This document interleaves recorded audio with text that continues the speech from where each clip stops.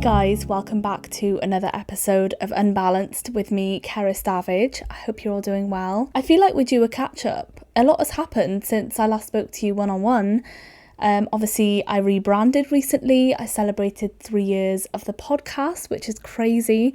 And I have just been blown away by all the love and support I've received over the past couple of weeks since I've announced, I guess it was a month ago now, since I announced the rebrand and just the extra few changes. I mean, like I said, nothing crazy. I was a bit nervous about how the new kind of jingle would be received and the new logo and stuff, but I've had nothing but love and support, which is really nice. And obviously the episodes with my recent guests in the studios have been very well received, and I'm so glad. I mean, this is just a credit to how well spoken Jed and Charlie are. They're both incredible people on the journey to raise some awareness and do some great things in the muscular dystrophy community. So I'm just really, really glad to have been able to speak with them because they're both amazing human beings, and I'm so glad you enjoyed those episodes. And if you haven't caught up on those episodes, I really recommend that you do. They're more than just, the normal interview that I've done. They're in person, they're in a nice fancy studio, and I travelled quite a bit to see both of them. I travelled to London to see Jed and to Leeds to interview Charlie, and I've just really enjoyed that experience. I've enjoyed being able to go out to meet people and do more kind of face-to-face episodes, and it's just a little bit more personal. I feel like the conversation just gets a bit carried away sometimes, which isn't a bad thing. I think it's just like the back and forth is just so much better in person. So I hope that you've enjoyed that, and there is a lot more to come in studios and lots of different variety of content coming up. So if you're not already subscribed or following the podcast, this is where I remind you to do that, because otherwise you wouldn't know that a new episode is dropping. So if you follow the podcast or subscribe on YouTube, you will know when the next episode comes out. And if you press the bell button next to the follow or subscribe button, then you'll be notified every time a new episode comes out. So you don't want to miss them when they come out, because I've got some really good content coming up and it's totally free to follow. So why wouldn't you? It really helps support me. And you know what else you can do is to rate the podcast 5 stars on Spotify or Apple Podcasts if you haven't already. That really helps me grow as a podcast, and I put so much time and so much effort and energy into this podcast. So your support means the absolute world to me, and in doing that you can rate this podcast 5 stars. That really helps me out. I feel like I've not been able to update you on what I've been up to recently, and there's quite a few things I'd like to share, just because I suppose the last few episodes have been focused on specific topics, or obviously I did that big interview episode with various people from Denmark and Iowa, which again was very well received. I'm really, really proud of how that episode turned out. It was just so nice to meet a variety of people with lots of different stories to share, but that's meant that I've not been able to catch up with you one-on-one. And what I love about this podcast is that it does feel a bit like a FaceTime call or a chat over a cup of coffee, except I've already had 2 coffees today, so I'm just sticking to my water now. I went shopping earlier today, and I'm very grateful for the opportunity to sit down now, because my feet and my legs were killing me.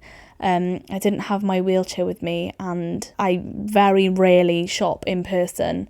After a while I was like, we need to go home. I need to sit down. I need to still have energy to do this podcast. Anyway, I guess since Denmark and Iowa, which were both incredible experiences, they were in May and June now, so I guess quite a while ago now. If you want to know more about, the trip itself, you can watch both vlogs on my YouTube. The Denmark one is actually kind of taking off a little bit. I'm not surprised. It's because my family's in it, and it is a hilarious vlog to watch. I would really recommend that one. There's a lot of jokes. We make up a lot of inside jokes, so we're really taking you right with us, and you can be a part of the in-jokes if you watch the vlogs. Since then, though, I went to Belgium, and not to actually see any of Belgium. I could have been anywhere really, but I went to the Belgian Grand Prix specifically in a circuit, and the circuit is called, I'm going to try my very hardest to channel my inner French woman. The circuit is called Spa-Francorchamps. Anyway, it's a really cool circuit, and you may wonder why I was even there, because I'm not known to be an F1 fan, and I'm not really a massive F1 fan. I guess I'm a converted fan as of recently, but my fiance Tristan is a big fan of Formula 1, and I surprised him with a trip to the Belgian Grand Prix for his birthday last year, and the trip finally came around and we went, and it was with a company called Edwards Coaches, which is quite a well-known coach company here in the UK. They drove us to Belgium. It was quite a long journey, but they take care of your hotel, transport to and from the circuit every day, food, on the travel days. They really do take care of you, and it's all the same people. Like, we were all this bus from Wales going over to Belgium, and we kind of made friends with everyone on the bus, and it was just so much fun. I was kind of taken aback by how accessible the circuit was, because the circuit is known to be centred in the woods, and it's very hilly, and there's a lot of inaccessible terrain, but there are ways that work for people with disabilities and for mobility aids. So I took my electric wheelchair, thank goodness, because I would not have lasted a single minute in that circuit. It is very hilly, there's so much walking. Just to get to the circuit, you get dropped off by the coach, and then you have to walk from the coach to the circuit, which is about, I guess, like 15-20 minute walk, and then you have to walk to your actual space. Something I wasn't aware of, and I probably should have looked this up beforehand, is that there are accessible platforms dotted around the circuit. I think there were 2 or 3. The Grand Prix runs kind of from the Friday, Saturday and Sunday. Sunday is race day. I just knocked my little tree. Oops. I guess we left on Thursday night, and it was an overnight journey. We went straight to the circuit on Friday, and we tried out one accessible spot because the members of staff, they were all so lovely. They just saw my wheelchair and helped guide me towards the right place to be. So they took us to an accessible stand, which was really cool. This one had a roof over it, so it was really good because it started raining a little bit. But then on the Saturday, we tried a different area, and it was another accessible platform right by turn 1, if that means anything to you guys. And the weather was stunning, but this time we didn't have a roof over our heads, and I did burn a little bit. But that's okay, I'm all good now. The way they prioritise disabled people is just really nice. But I did feel kind of bad because on this platform, the people sat in wheelchairs had to sit right at the front by the barriers, and then their partners or carers would sit behind them. So obviously Tristan is the F1 fan, and he had to sit behind me, but it's fine because he could stand up, and we could all film and stuff like that. So it was a really cool experience. Even if you're not a massive F1 fan, like I said, I'm kind of converted fan. I know a lot more about it now since dating Tristan. But even if you're not really a part of that world, there's so much to do. Like, the vibes are high, there's loads of food places, there's a lot of shops, there's like a virtual reality simulator, which is really cool. I think that was free to try. So yeah, there's a lot going on, and the fan zone is obviously where there's a lot of music. It's a really good vibe, and I think what I loved as well was that everyone was just so friendly. The people attending, the staff, it was just, yeah, really, really nice. But by the end of Sunday, we were ready to go home. It was quite a tiring trip. And the hotel was accessible, which is really good. But also the bus as well, the coach, even though Tristan basically just carried me onto the bus because I couldn't do the steps, there was a way, if I needed to get to my seat from my wheelchair. So there was like a little lift built into the coach that kind of just lifted you. It was like a platform that you could go on your wheelchair, and then it would lift you up to the level of the bus, which is really cool. The driver took great care of my wheelchair the whole trip, and yeah, I'm just really glad I had it, and I'm glad I had Tristan to help me as well. because without it I would not have been able to do that trip. So I really recommend, if you're looking at doing these kinds of trips, I would really recommend that, but I'd also recommend booking the accessible platform specifically, because you can get, I think, a free ticket to take someone with you. So you're basically splitting one ticket between two people, which is really good. And you basically get treated like kings and queens, which is great. And the only thing I must say though, if you're gluten-free, is to take your own food. And I'm so glad I packed enough snacks. I made some breakfast at the hotel, made some extra lunch to take with me from all the food at the breakfast at the hotel. And I'm glad I took my own gluten-free lunch and snacks and everything, because there was basically nothing that was gluten-free. Not in my experience anyway, maybe I missed something, but I really, really struggled to find gluten-free food. Even in the evenings in the hotel, like, they didn't really have much going on. And on the ferry, they had no idea. They were all French and they had no idea what celiac was, which is kind of concerning because it's not like a rare thing, you know? Like, celiac is quite a common thing by now, especially. But anyway, I survived just about. I have vlogged the entire trip. I just have not had time to even think about editing it and putting it on YouTube yet. So I'm really sorry that's so delayed. Like, it's been a month now since we went on that trip, and I've not even loaded the videos onto my laptop to start editing. So that vlog will come at some point. I'm sorry, I've just been so busy. Please forgive me. I have done like a mini vlog on my social media though. So if you want to know a little bit about what it looked like and, you know, the accessibility and gluten-free side of it, then I did vlog it on my Instagram and TikTok and YouTube shorts if you want to check that out. Speaking of which, I've been doing a lot of content over on social media. So if you're not following me on there, my username is Cerys Davage on Instagram and TikTok. And I also have an Unbalanced podcast account on Instagram as well, if you want to check that out. I've been getting a lot of messages from people who have kind of found me on social media or found me from my podcast on social media, which is really nice. And it's just nice to know that this podcast is helping people out there, because knowing that also helps me as well. It's not like I'm talking into the void and no one can relate. You know, people are actually benefiting from what I'm saying, which is good. I guess that's the whole point of this podcast. Anyway, like I said, I've been super busy. Everyone's asking me how wedding prep is going.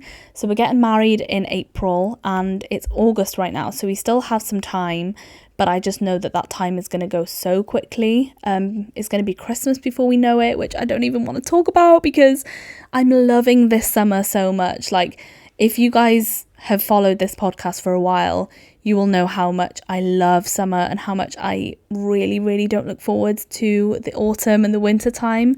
Just because I love the lighter evenings. I love being able to go outside with barely any layers on, you know, like maybe a light jacket, if that. I love the guarantee that it's not going to be freezing as soon as we step out the door. But also, as a sociable person who likes to keep busy, I love feeling like I can finish my work day and then have a full evening going out and doing things. And it just doesn't feel like that when it gets dark at 4 p.m. You know what I mean? So I'm really loving this summer. I hope you guys are too. I don't have any major plans now. I guess the big trips have already happened. I'm going to York for a week with Tristan's family, which will be really nice. Hopefully I'll be able to relax a little bit.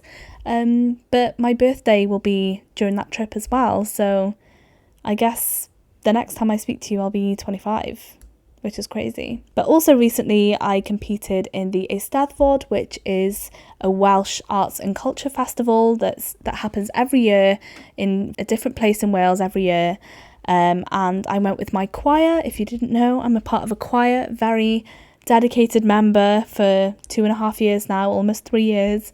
And we won the competition, which I'm so happy about. We've worked so hard. I'm talking like multiple nights a week, some weekends, you know. We've been working on this performance for about 7 months. So to actually see that through and to actually win that competition, it was a really tough competition as well. You know, we were up against some great choirs.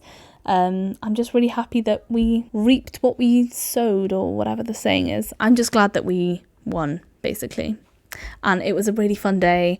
I obviously took my wheelchair because the festival is huge and there's a lot of walking required, and I just needed to save my energy for the actual performing. But what's nice about my choir is I guess I've been there for long enough now so that people know me. In the rehearsals in my choir, I sit down through most of it, even if everyone else has stood up, just because I can't stand for that long. But no one questions me. It's kind of normal. And also, if we're ever out and about rehearsing somewhere, someone will go and get a chair for me. Like, I don't even need to ask. Like, sometimes I'll just turn up and there's a chair already there, which is just so nice. We all know each other pretty well by now, and it's just nice to know that I'm supported, and you know, if something happens, someone will grab onto me. Like, a big fear of mine was falling on stage, because, you know, we have some dance moves in our performance, and obviously we had to walk on and off the stage, and this was all televised. So the person I was next to was like, just grab onto my arm, you know, I'll help you get onto that stage safely. So it was just really nice to know that, you know, I was in a safe place. And I think it makes such a difference to your quality of life knowing whether or not you're safe around people. You know, like my friends outside of choir, like my group of best friends, they know my needs. I don't need to ask them twice about anything. Like, they know all these little quirks that I need help with. You know, if there's stairs, they're willing to, you know, help me up the stairs or carry me. They're willing to wheel me around places in my wheelchair before I got the electric extension. But also they know if I need to sit down, and they know to lean on the table. If I'm leaning on the table to get up, they will lean on the other side so I'm not tipping the table over.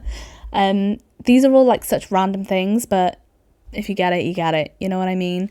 If they're making a reservation at a restaurant, they'll always book a downstairs table or like ground floor table. So I just don't need to worry when I'm with them. I have no anxiety going out places because they're already on the lookout in that sense. Okay, I know we're a while into this podcast now, but I did actually have a topic that I want to just kind of discuss quite quickly.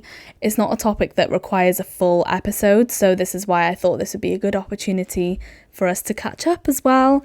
You've probably seen from the title of this episode that I have a bit of an addiction, and that addiction is to this little thing right here, my phone. And not just this phone specifically, I think it is just social media, or just like having a device to be on. I thought it was like a screen thing, but I don't watch much TV. You know, I could live somewhere without a TV, that doesn't bother me that much. But it's more my phone, it's more social media and just that connection. I think ever since I was a teenager, I've just been almost glued to my phone. And my parents were really good kind of raising me and my sisters to not always have access to our phones. I think that's quite healthy as a teenager. We wouldn't have our phones overnight, you know, we would have our phones, I guess, at certain points throughout the day, but as we got older, we just kind of gained more control and like had more freedom when it came to that. But during that time when I was a teenager, I did have a proper addiction where if I didn't have my phone, I would have withdrawals. I wouldn't want to do anything or go anywhere without my phone. I just had like some sort of an attachment to it. It was like a safety thing, but also I just so desperately wanted to keep up with everything. You know, social media was like kind of growing at that point.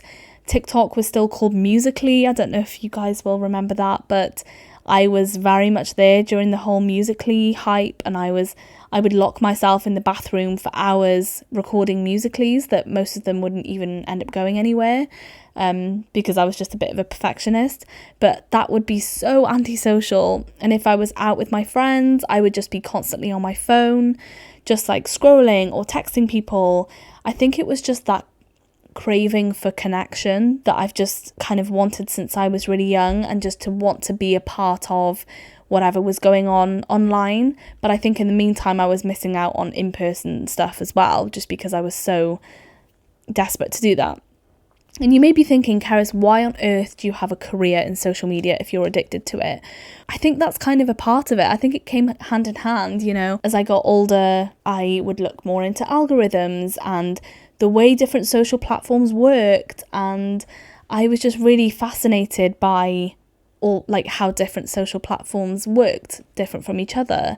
I've also had my fair share of creating fan accounts and connecting with strangers on the internet. I've been doing that since I was pretty young, connecting with strangers, which is kind of scary to think about it, but we all connect with strangers on the internet in one way or the other. Oh, before my phone though, I used to love playing like online games where you could play with other people online that you didn't know. That's kind of scary actually, thinking about it. Not safe at all. But I just love that. I just love like meeting new people online, even though I had no idea who they were, and they could have been anyone. They could have been like 70-year-old men for all I knew. But I've definitely gotten better, obviously, over the years. But I think we're all at an age now, and I'm not talking about like our actual age. I think we're just reaching a point nowadays where everyone has some kind of a phone addiction, or most people have just no self-control when it comes to being on our phones, because our whole lives are on our phones. You know, now that I do content creation, I'm on my phone a lot more. Since I started sharing a bit more of my life online, I'm also connecting with others online. I'm scrolling the internet for content ideas. Even if I'm not on my phone, you know, like if I'm in the shower or something, I'm thinking about content ideas. Like it's getting to the point where it's consuming my mind all the time. So after I was a teenager and kind of grew into my 20s and went to university, I was on my phone less because, you know, I was socializing, meeting people in person, and I think I started to gain some balance when it came to my phone and being on social media. But, you know, if a group chat was popping off, if everyone was active on a group chat, best believe I'd get fear of missing out. I'd get FOMO from not being on that group. I would have to be involved in every single conversation. If my friends were having a conversation online, I wouldn't want to miss it, and I'd want to be there and be a part of it, you know, before it's too late. Because if I join late, I'd have nothing to contribute. The conversation would have been and gone. So I did have some kind of attachment to that, but it got to the point where, thank goodness, I grew up and I wasn't fussed with trends, and the more I spent days off my phone and with people in real life, the more I loved that. And I still absolutely love the days where I'm so busy throughout the day that I'm barely on my phone. I love those days. So why am I constantly craving being on my phone? Why am I not doing other things? And I think it's gotten to the point where I've kind of defaulted to just being on my phone. If I have nothing to do, or if I've got a bit of extra time, I will scroll on my phone. And I think it's gotten to the point where I want to change that. I want to do something about it. So I'm kind of holding myself accountable by doing a podcast episode on it. And I've seen a lot of things online recently, because I've been online a lot, where people feel the same. There's this thing now about living an analog life where people kind of want to go backwards. You know, as a generation, we've kind of grown up on social media, and during the rise of social media, now we want to strip that back. We want to spend less time on our phones, reduce our screen times, you know, live a more analog life, you know, journal instead of write notes on our phones, using an alarm clock instead of your phone to wake you up. Like my sister Caddy's gotten so good at that. She's bought her own alarm clock, and she sleeps without her phone in the room so that she doesn't go on her phone first thing in the morning, which is such a good idea. But I just feel like I couldn't do that. But I need to get better at that, because especially in the evenings, right now I'm on my phone, put my phone down, and then I'm going to sleep straight away. Thank goodness I don't usually struggle to sleep, mostly because I'm usually so exhausted by the time I go to sleep anyway, but I could definitely change that. I shouldn't be on my phone until the moment we go to sleep. I want to be able to put my phone down and spend the last hour or two of my day without it to wind down. Same in the morning. I'm seeing a lot of people now saying that to improve your quality of life, you should be off your phone for the first hour of your day, just so your brain can kind of wake up naturally. What do? The first thing I do when I wake up, I turn my alarm off and I stay on my phone to scroll through my notifications, catch up on every single social media app. I don't need to be doing that first thing in the morning. And I know I'm saying this is just what I do.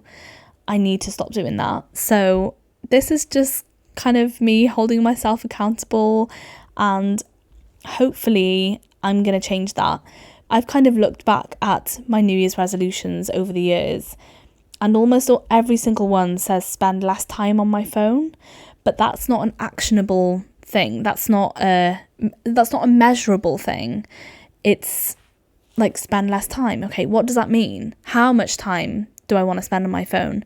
How much time do I want to cut off? So I've got a kind of average screen time. Oh, do I admit it on camera? Is that bad? I feel like a lot of you guys will be able to relate though. I don't know, let's see, I think it's like 6 hours. I spent a lot of time on my phone yesterday, and I was like, thank goodness I'm doing this episode, because I need to change that. But that's the weird thing. It's just like an instant dopamine hit thing. You know, you scroll just for that kind of instant hit so your brain can switch off. But I much prefer not going on my phone and doing other things. But the dopamine kind of release or whatever takes longer. So we all just reach for our phones just because it gives us exactly what we need.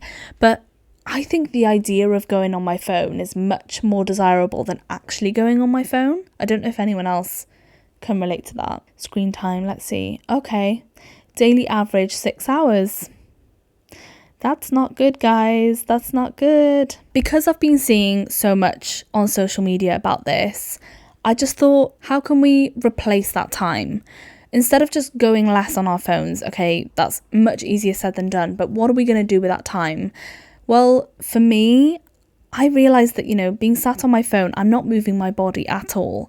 And sometimes I will have a whole day working from home where I've barely moved all day. And I want to, as soon as I finish work, just sit there on my phone scrolling? No, I want to get up. I want to go outside. The only downside to this is that I don't have a garden, so I can't just kind of walk out into my garden, and I have to, you know, get my proper shoes on and go out for a walk. But I need to do that more often. You know, I want to, as soon as I finish work, just go outside, touch some grass, go for a walk, and not have to take my phone with me. I don't even need to take my phone out for a walk, if I'm honest. I've got my Apple Watch, which is very useful because if I fall, I can still call my emergency contacts on my Apple Watch, which is great. So if you've got a smartwatch, it's amazing. You know, I can go outside and just read a book, and I actually did that recently. Guys, I've fallen off the book thing, like the reading hustle. If you guys know me, if you've like been watching my podcast for a while, you'll know that I've been enjoying reading. I'm on Goodreads, and I always set a goal every year, like a reading goal. And last year I read a book a month, 12 books in a year, and I wanted to hit that same goal, if not more. It is August, and I've just finished my 4th book. It is month 8, and I'm nowhere near reaching that goal. So I don't know if it's because I've been on my phone more. I've definitely been a lot busier anyway. Yes, I'll put my hands up. But in that time that I'm scrolling before bed, I could be putting my phone down and actually reading a book. The amount of times I've even pulled a book onto my lap and in bed to read before going to sleep, and then I've just been on my phone instead, and then I'm like, well, it's too late now, I can't read a chapter. And then I just put the book back and go to sleep. That ain't good, guys. I need to change that. So this is me kind of speaking it into existence. I want to be able to change this. And I know a lot of you feel the same. I want to move my body more. So as soon as I finish work, instead of going on my phone and scrolling, I'm going to go outside and just walk a little bit as much as I can if I'm up to it that day. If not, I'm going to use my resistance bands that I use in the gym. Why do I only use them in the gym? I can use them anywhere, and I'm going to use them at home. I'm going to use my resistance band 5 minutes, maybe 10, just 5 minutes using these resistance bands. Do some stretching. I've been sat down all day, you know, stretch, move my body a little bit. Do you know what I've rediscovered recently that I absolutely I'm obsessed with? It's like a nostalgic thing, but it's great for exercise, is Just Dance. So if you have a Nintendo Wii, which I do, I have re-plugged in Just Dance. So if the weather isn't good outside, which it's been amazing recently. So I've not been on Just Dance much, but guarantee by the time the autumn comes and the winter, I'll be on Just Dance a lot. Obviously, I can't do most of what the moves on Just Dance are. Just Dance is very physical, and if you don't have a Wii, you can just watch videos on YouTube, watch the Just Dance videos and follow them along. I think my sisters do that now because our family Wii is broken, it's dead. So they just watch Just Dance on YouTube and follow along. Or just like put a dance kind of a aerobics thing on YouTube, like a beginner thing. Yes, you won't be able to do most of it if you're anything like me. I can't jump or move my legs very much, but I'm moving as much as I can. Even from my chair, I can still join in and do some bits. So that is a great way of doing some exercise. I want to substitute my phone time with things that will nourish my body and, I guess, self-care in a way. And I don't know if you guys listened to my episode with Charlie, my last episode. She talked about self-care. She does self-care so well, and I'm really in awe of that. And I've realised that I'm not very good at self-care. I very rarely give myself time to, put a face mask on, to rub some lotion all over my body, which is meant to be really good for me, but I barely do because I just want to rush out the shower, dry my hair and go to bed. So it's more about just pouring that time and energy into myself and into my mind, because going on my phone is not going to be good for my mind. And also the thing with social media, especially like TikTok or something, you don't know what's going to come up on your feed. And even yesterday I was scrolling on TikTok and my brain was just scrambled after a while, because I'd get a video of like a cute cat or something. I'd be like, oh, that video is so cute. Next scroll, it's someone being arrested for murder. I'm like, whoa, I don't need to see this. There's a lot of triggering things on the internet, and we have less and less control over what we can see, because it's all about the algorithm. It's what my phone's listening to me right now, so you better be listening to me, phone, because I don't want to see that. You know what I mean? Like, I don't want to see triggering things. I want things that make me happy, but you just can't guarantee that. You won't know what's coming up on your feed until it's too late. And sometimes that can really affect you. It can really affect your mood, your mental health. You might see someone with a different body type than you and you're thinking, I want to look like that. Why don't I look like that? It's just so unhealthy. So 9 times out of 10, after I've had a little scroll on TikTok, I feel worse than I did before. So I don't know what that tells you. I should probably delete TikTok, but if I wasn't trying to make a career out of it, or, trying to be a content creator, I probably would delete all my apps. But unfortunately, social media punishes you for not posting very often. So I need to keep that grind going. But I think I need to focus on my own content, but reduce it within certain time periods. I have a very bad habit of working on my content really late at night. So then when it comes to going to sleep, my brain is still kind of awake and still wired from all these different ideas, or from thinking, okay, I've edited this, but I still have to edit this and this. So it's more about just kind of prioritizing different times for different aspects of my life, and balancing out self-care with phone time when necessary, and to just scroll less. But that's really difficult. I can't just say scroll less. I want to reduce my phone screen time. I'm going to put my phone in other rooms if I'm busy. If I'm working, my phone doesn't need to be near me. Maybe one day I'll trial sleeping without my phone in my room. But right now my phone is my alarm. So maybe I should invest in an alarm. I don't know. I don't want to revolve my life around my phone again like I did when I was a teenager, because that was really bad. And I don't want to get back there. And now that I'm working on social media, not only as my day job, but as my little side hustle, sort of side hobby thing, I don't want to be constantly on there. I don't want to neglect the real things in my life, and also myself and my own mental health and my own body in the meantime. I hope you could relate to that. I hope this helps. Those are just some ideas that I have that substitute phone time, that I'm going to try out. So if you can relate to this and you're thinking, right, I need to spend less time on my phone, I've been wanting to reduce that screen time for a long time. Let this be your sign and let's do this together. I want you to message me if you can relate to this, or if you're trying to reduce your screen time. I want you to let me know so that we can hold each other accountable. Share some tips, share some ideas with me of, things that you're doing instead of screen time. I feel like I can't just sit in silence. That very rarely happens because I'm such a busy person. I want to be doing something. So if you've got like book recommendations or hobby recommendations, not that I need a new hobby, I've got enough on my plate right now, but just things to do instead of just being on my phone. And also, I'm loving YouTube more and more. I'm loving the long form content. I know what I'm gonna watch because I've selected that video on purpose. I tend to watch a lot of other vloggers and people sharing their lives because I just find it comforting. I much prefer that because it's longer form. You don't have to be scrolling all the time. You can just kind of let it run in the background, and it's not like constant videos of random different things that will make your emotions go ping-ponging everywhere. It's a lot more soothing. So bring back long form vlogging styles. And yeah, I think that's all I've got for today. I hope you enjoyed this little catch up / I don't know, this is quite vulnerable for me because I guess my family knows how much I was addicted to my phone growing up. And I hope this makes you proud, Mom and Dad. I've said everything I needed to say.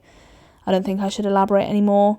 I'm going to try and change, see what happens. I'm much better in social situations, by the way. Like if I'm with people, you will barely see my phone. Maybe I'll scroll on it like a little bit, but I'm not that person who's just sat in the corner on my phone, neglecting all my friends or all my family or something. I love social events because I'm not on my phone. So I need to do that more myself. It's more about being on my phone when I'm by myself rather than with other people. So that's something I'm going to be working on, and I'll let you know how it goes. But for now, enjoy the next couple of weeks. Thank you so much to Cure LGMD2I and Bridge Bio for sponsoring this podcast. I'll speak to you soon. Bye.